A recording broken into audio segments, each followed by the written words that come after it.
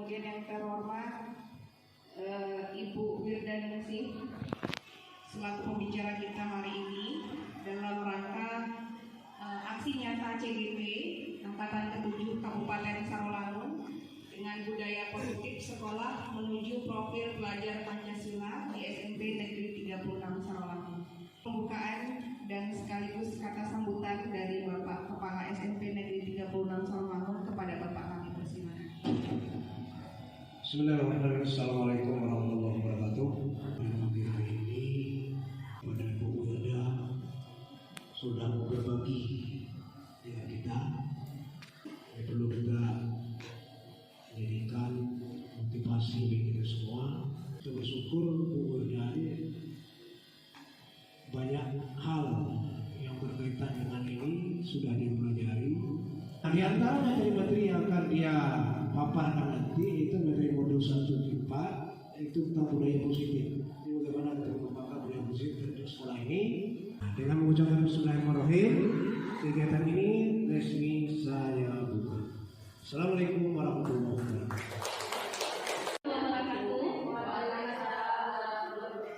Aksi nyata saya di modul 1.4 budaya positif, ya, ada 3 poin di sini.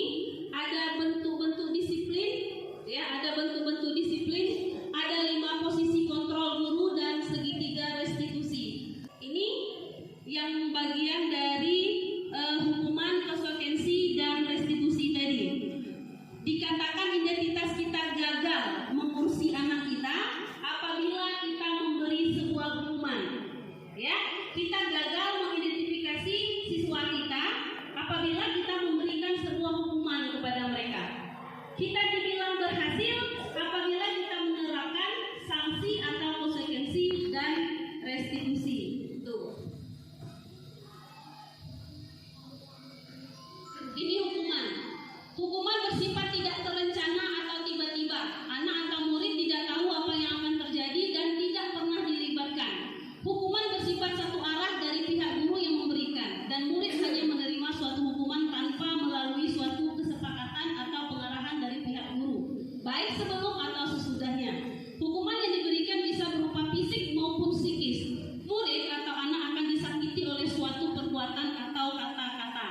Itu bentuk hukuman. Kemudian namanya konsekuensi. Nah, kalau konsekuensi ini mereka sudah tahu bahwa ada aturan yang tidak diperbolehkan dilakukan, tetapi mereka lakukan. Ini boleh kita lakukan, tetapi dengan cara berbicaranya, mengungkapkannya dengan siswa lebih santun. Ngomong dulu, ditanyain dulu, sudah tahu peraturannya kan nak, bahwa tidak boleh terlambat. Jadi mereka tahu mereka salah dan mereka melakukan kesalahan itu bersedia menerima apapun yang diberikan oleh pihak sekolah. Seterusnya restitusi. Nah, ini mungkin yang baru. Restitusi ini kita tidak memberikan jenis hukuman apapun, tidak memberikan fisik, tidak mengeluarkan kata-kata kasar, tidak suruh dia begini begitu, tapi kita minta dia memperbaiki dirinya sendiri dengan mencari solusinya sendiri. Ya, kalau anak kita telat upacara bendera, ya, tidak kita letakkan dia di lapangan dengan plakat siswa terlambat, ya, itu kita sudah masuk bagian restitusi. Itu restitusi. Restitusi ini adalah tingkatan paling bagus.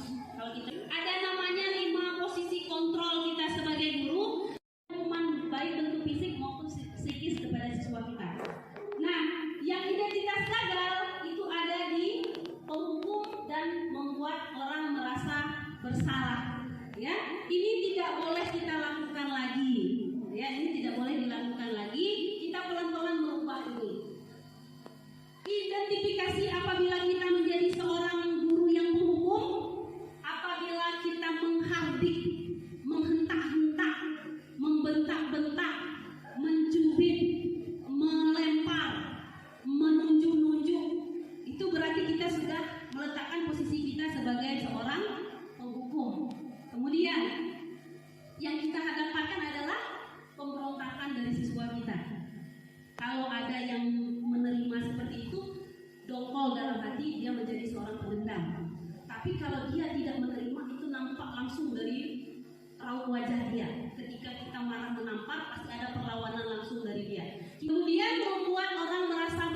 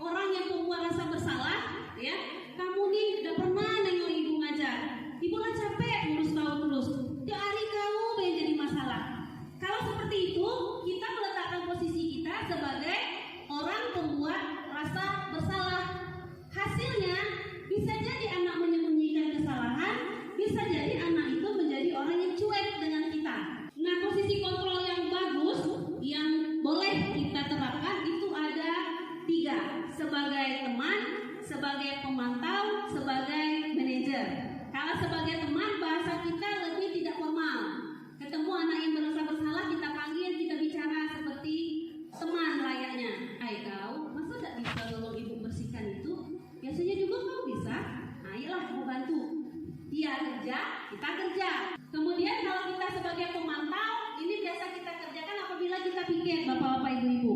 Kalau hari Selasa misalnya, yang telat anak-anak itu saja terus. Kita boleh memberikan mereka konsekuensi. Konsekuensi tadi ingat dengan menggunakan bahasa yang lebih santun. Itu boleh. Kemudian yang terakhir sebagai manajer, kasih pertanyaan, kemudian mereka menjawab sendiri, alurnya mereka menemukan sendiri solusi dari kesalahan yang mereka lakukan. Jika kita berhasil sebagai guru, apabila posisi kontrol kita berada di tahap restitusi dan sebagai seorang manajer. Ini segitiga restitusi, inilah yang saya bilang tadi, inilah yang paling bagus untuk kita sebagai seorang guru. Dari menstabilkan identitas, dia tanya dulu apa alasan dia melakukan hal itu, tanya baik-baik dengan bahasa yang santun, kemudian validasi tindakannya yang salah, kita sebutkan apa kesalahan-kesalahan dia, kita tanyakan mengapa dia bersalah, apa yang membuat dia melakukan kesalahan itu. Mungkin itu dari saya. Ada 3 item tadi yang saya sampaikan. Mungkin itu dari saya. Ada teman-teman yang ingin menanyakan tentang materi ini? Assalamualaikum warahmatullahi wabarakatuh. Begini, kita terkadang kontrol emosi di lapangan saat menghadapi anak itu kadang agak susah ya. Kalau pas kontrol emosinya lagi baik, mungkin kita bisa memposisikan diri kita ke posisi kontrol manajer atau paling tidak di posisi kontrol teman gitu ya. Tapi terkadang di lapangan ada saat-saatnya kita emosi tidak terkontrol. Jadi pada saat emosi tidak terkontrol, ya saya sambung. Jadi ketika emosi kita tidak terkontrol, terkadang posisi kontrol di penghukum itu menjadi spontan untuk kita lakukan. Jadi maksud saya di sini bagaimana caranya kita menempatkan diri kita agar emosi kita itu bisa tetap stabil di saat-saat yang yang rawan seperti itu. Terima kasih. Itu situasi yang memang sulit untuk kita sebagai guru, ya. Apabila kita menemukan masalah, anak itu tetap melakukan kesalahan dan kita sudah berada di titik jenuh, sehingga titik jenuh kita bisa meletakkan diri kita pada penghukum begitu. Alternatif kita untuk menghindari itu beri jeda waktu. Jadi ketika kita sedang masalah sudah besar, anak masih melawan, kita masih ngomong, kita harus off-kan dulu hati kita, off-kan dulu diri kita. Karena kalau kita lanjutkan dari manajer tadi, kita langsung ngedrop ke penghukum itu. Karena ingat kita berada di posisi sebagai penuntun. Kalau anak kita letakkan kita sebagai penghukum, kita tidak lagi menjalankan pemikiran KHD itu. Itu jawaban dari saya. Saya rasa cukup. Terima kasih atas kehadiran teman-teman hari ini untuk mengetahui tentang modul 1.4. Akhiri, assalamualaikum warahmatullahi wabarakatuh.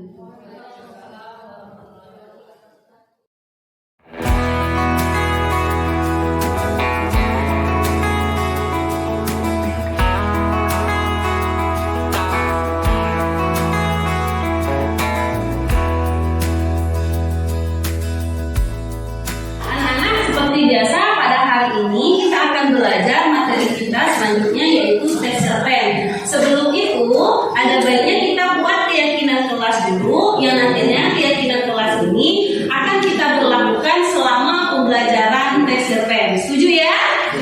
Nah, ibu sudah punya stiker ya, stiker warna di sini. Keyakinan kelasmu nanti yang sesuai dengan keinginan kamu sendiri, tulis di stiker ini, kemudian nanti kamu silakan tempel di karton yang sudah ibu letakkan di papan tulis di depan. Masing-masing anak ibu satu keyakinan kelas saja, ya. Siap anak-anak ibu? Siap. Ingat kalau keyakinan kelas itu tidak boleh bernada negatif, harus positif. Jadi bahasa yang kamu gunakan di stiker itu adalah bahasa yang bersifat positif, ya. Akan ibu bagikan satu orang satu stiker.